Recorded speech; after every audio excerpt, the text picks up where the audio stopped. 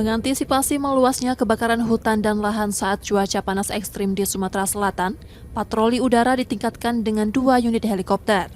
Patroli ini difokuskan untuk mendeteksi sebaran titik panas dan titik api, sehingga penanganan bisa dilakukan lebih cepat dan dampak kabut asap dapat diminimalisir.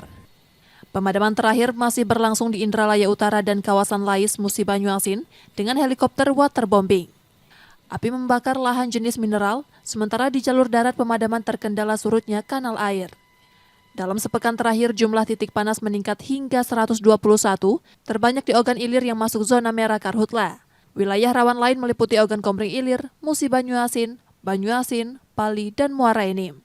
Hasil penelusuran Satgas menunjukkan sebagian besar kebakaran dipicu pembukaan lahan perkebunan dengan cara dibakar. Upaya yang kita lakukan, BPBD Provinsi bersama dengan stakeholder OVD yang ada, baik itu TNI, Polri, Manggala Agni, masyarakat peduli api, kita bersama-sama melaksanakan pemadaman darat.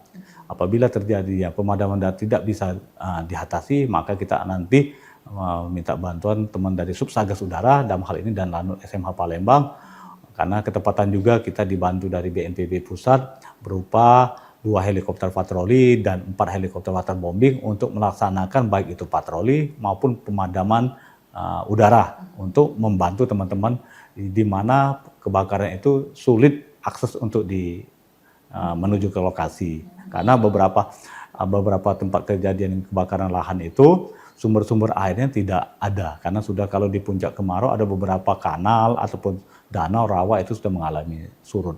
Sejak Januari hingga Agustus 2025, tercatat 325 kasus kebakaran hutan dan lahan di Sumsel dengan luas terbakar mencapai 1.416,94 hektar. Ogan Ilir menjadi daerah dengan kasus terbanyak yakni 100 kejadian, disusul Ogan Komering Ilir dengan 38 kejadian, serta sejumlah wilayah lainnya. Reski Oktora, Tripida, Kompas TV, Palembang, Sumatera Selatan.